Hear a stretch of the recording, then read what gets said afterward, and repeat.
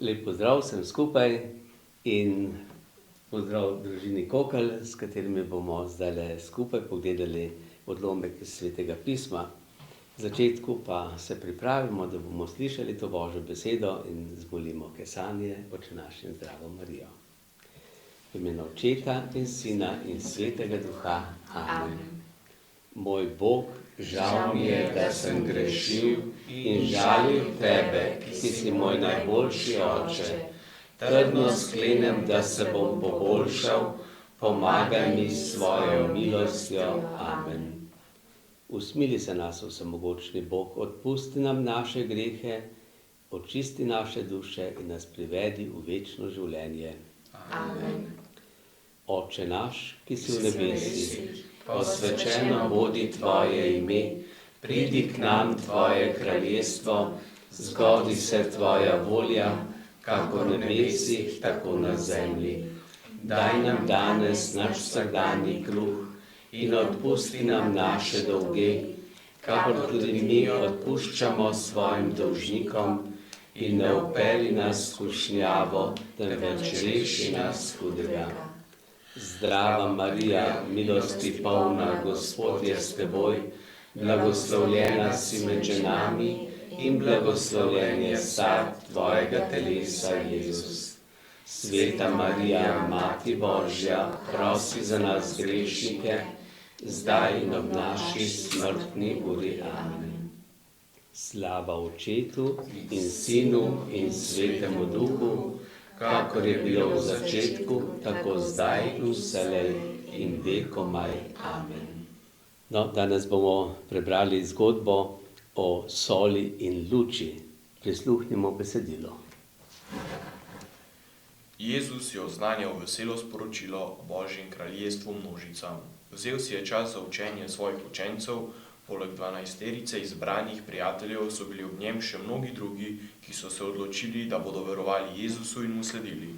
Jezus jim je pripovedoval, kako naj živijo, če mu želijo slediti. Gledal je njihove zavzete obraze.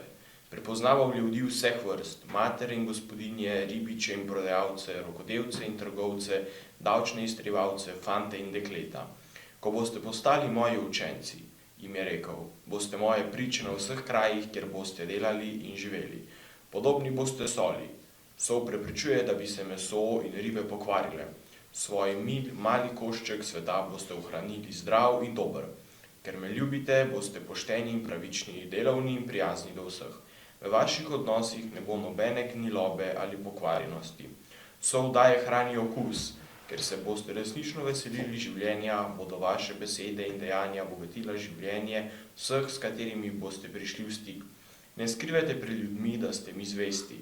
Poglejte to mesto, vrh hriba, ne skriva se in ne pretvarja, da ga ni. Vsakdo ga lahko oddaleč vidi. Poskrbite, da se bo jasno videlo, da ste moji učenci. Naj vsakdo vidi, da ste našli mene, luč sveta. Samo tako boste tudi vi sijali kot luči in pomagali drugemu odkrivati pravo pot v življenju. Tistim, ki so v tem zaradi svoje osamljenosti in žalosti ali v hudi življenjski stiski, boste v tolažbo in pomoč. Luč in sol sta podobni vsakega pravega učenca, ki v tem mračnem in hudobnem svetu sledita meni. Tako, slišali smo zdaj to zgodbo oziroma to priliko, ki jo je Jezus povedal svojim učencem in rekel, vi ste sol zemlje in vi ste luč sveta. Torej, dve taki podobi imamo, sol in luč. Torej, smo slišali, sol je ena začimba, ki daje okus hrani, hkrati je pa to tudi sredstvo, ki nas varuje nekatere hrano pred pokvarjenostjo, da se ne pokvari.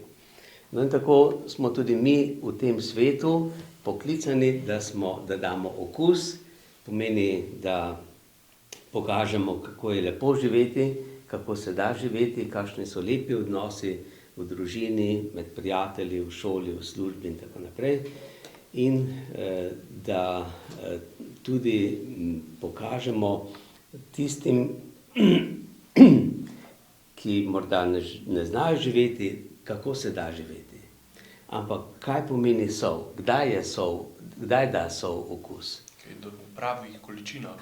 Tako, da je v pravi količini in da se sol se mora v hrani raztopiti, ne? Da se raztopi. Če ostane sol v gruda, ni dobro, ne? In ne da okus celotni hrani. No, zato smo mi tudi, ki se raztopimo, ne? Raztopimo pomeni, da se damo, darujemo, da ne gledamo nase. Če gledaš nase, potem se ne boš pripravljen darovati za druge. No, to je ena podoba kristjana, biti sol. Druga je pa pravi, da smo tudi mi luč. Luč je pa tudi pomembna stvar, svetloba. Vete, prva stvar, ki jo je Bog naredil, prvi dan, ko je ustvaril svet, je ustvaril svetlobo. Ker svetloba nam omogoča, da vidimo vse, kar je okrog nas. Če ni luči svetlobe, v temi se nič ne vidi, ne? So lahko lepe stvari, dragocene stvari, ampak jih ne vidimo. Ampak kaj pa svetloba? Svetloba je pa, kot take svetlobe ne vidimo. A jo lahko primemo? Ne moramo ujeti, ne? Svetloba je, in svetlobo včasih vidimo, kakšen žarek, ki posveti v temen prostor in potem razsvetli. Ne? Prej je tema, potem pa pride žarek, pride luč, ali pa prižgemo luč in potem se pokažejo tudi druge stvari. No, tukaj imamo zdaj, se pravi, Bog, ki je ustvaril svetlobo in ki je tudi nas napravil za luč, zato da razsvetljujemo ta svet. No, Bog sam je luč, Jezus je luč in tudi Bog je luč, ne? Bog je svetloba. Mnogi, ki so doživeli kakšno srečanje z Bogom, so doživeli to kot nekaj svetlega, kot svetloba. No, in tako tudi mi bomo nekoč verjetno gledali to pravo svetlobo. Tudi ko rečemo za pokojne, kako jim rečemo? In večna luč naj jim sveti. Večna luč naj jim sveti. Naj počivajo v miru, ne? To se pravi, ko bomo v nebesih, bomo v večni svetlobi. V nebesih, pravi svetopismo, ne bo sonca in lune, ampak bo svetloba, ki pa prihaja od koga? Najvišjega. Od Boga, najvišjega, od Jezusa.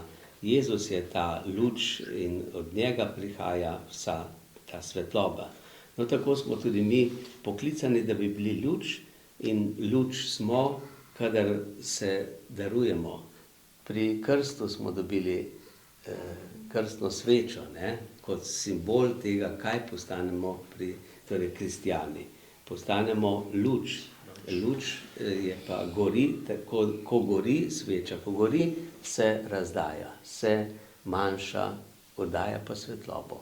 In tako smo tudi mi poklicani, da darujemo svoje življenje, svojo ljubezen, služimo drugim in s tem pokažemo tudi drugim, kaj so in kaj smo in tudi kdo je ta Bog. Bog je Bog luči, Bog svetlobe. No, in mi smo vsi poklicani, da živimo v luči, posebej tudi za veliko noč obhajamo na veliko soboto en obred luči, kjer se pokaže, kaj je ta noč, tema in kako potem se zasveti luč in veliko luči in se ves prostor, vsa cerkev razsvetli. Tako tudi, če je veliko kristjanov, se potem lepo razsvetli vse okolje, kjer živimo.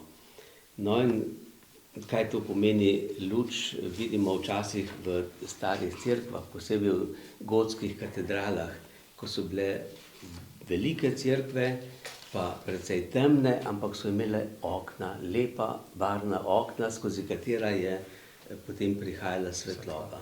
In ta svetloba je osvetlila posebej še nekatere dele v cerkvi, ali kakšen kip, oltar ali podobno.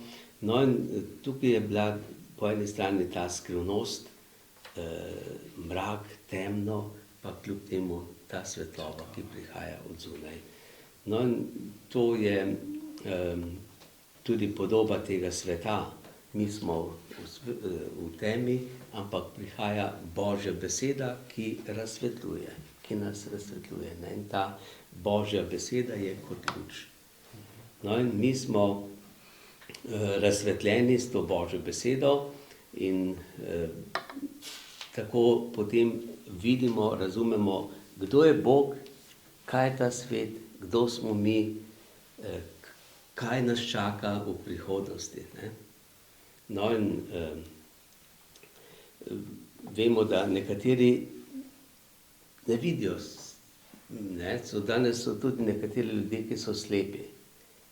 Tukaj v Škofji Loki imamo dom slepih oziroma slabovidnih in ti ljudje ne vidijo svetlobe ali pa slabo vidijo. Se zgodi, da nekateri ljudje, recimo en filozof Seneca, rimski filozof, je imel ženo, ki je ponoči oslepela. In zjutraj, ko se je zbudila, je bila tema. Nič ni videla. In je rekla, dajte, odprite okna. Pa so rekli služabniki, vse so že okna, so odprta. Ja, pa ni svetlo. Ja, okna so odprta, vse sonce sije.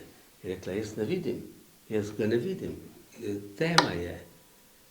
In mož, filozof pravi, nisem mogel verjeti, ampak žena je rekla, vi ste vsi v temi, mi smo v temi, sonca ni, sonca danes ni, ker ga ne vidim.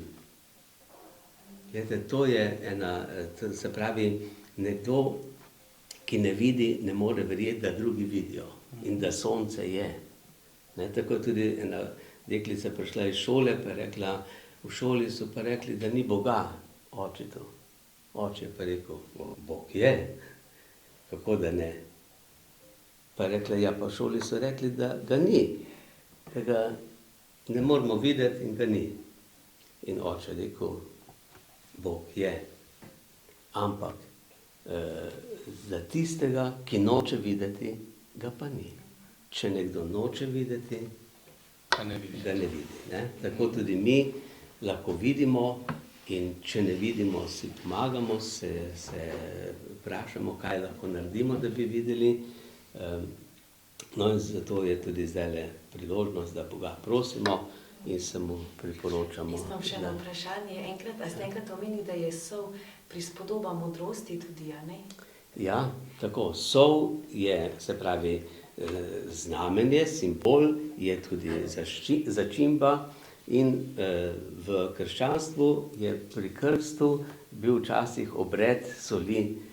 To so dali otroku že ali pa odraslemu zrnce soli, ki je bilo kot kamen modrosti. Kamen modrosti. Ja. In zato tudi pravimo, da nekateri nimajo soli v glavi, ne? In kaj pomeni to?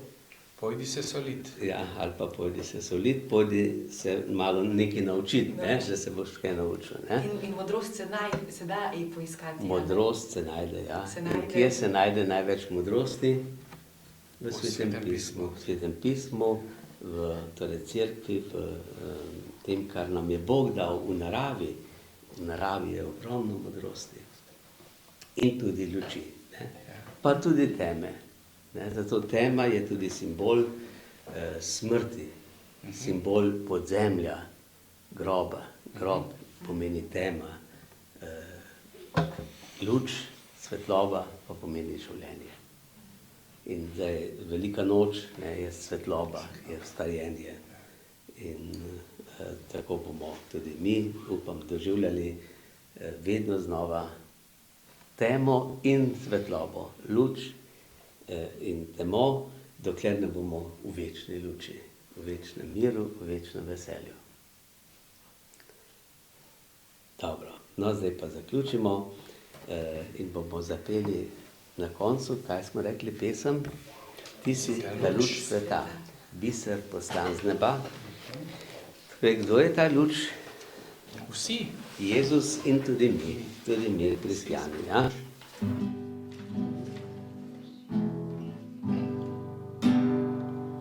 Ti si ta luč sveta, biser poslan z neba, ki razsvetljuješ dan.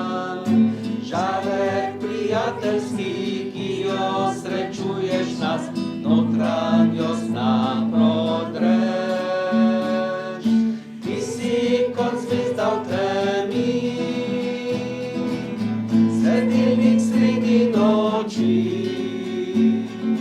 Ti si kot ogenj žareč, ki z ljubezni gori, daje vsem toplo.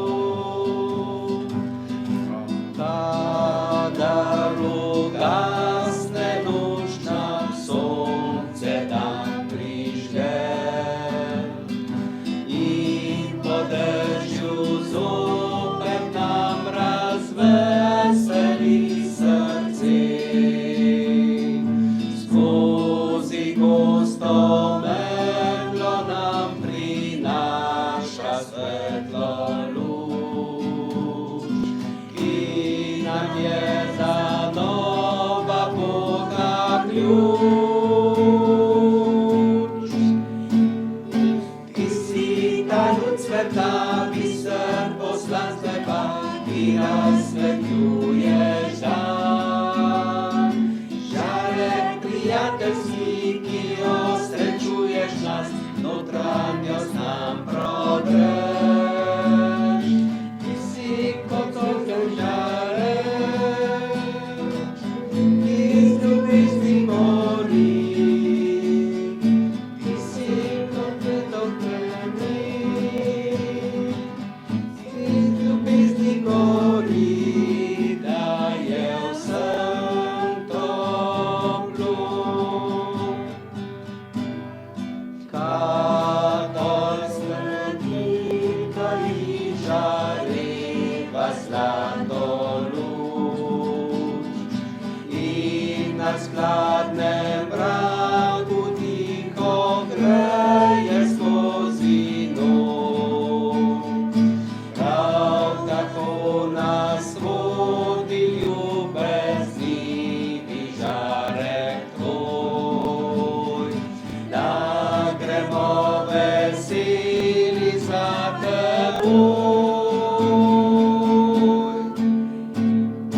Ti si ta luč sveta, biser poslan z neba, ki razsvetljuješ dan.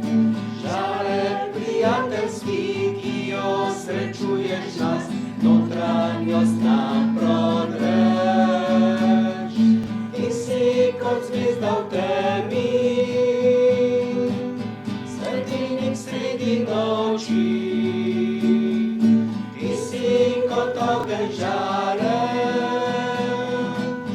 ki z ljubezni gori, daje vsem toplo.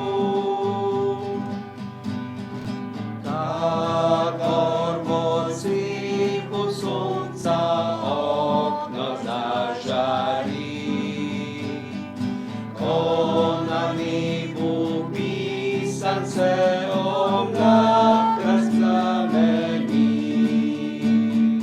Prav tako se dom ves razsvetli, ko luč prižgo. Naša srca pozlati nekdo. Ti si ta luč sveta, biser poslan z neba, ki razsvetljuješ dan. Žarek prijateljski, ki jo srečuješ nas, notranjost nam prodreš. Ti si kot zvezda v temi, svetilnik sredi noči. Ti si kot ogenj žareč,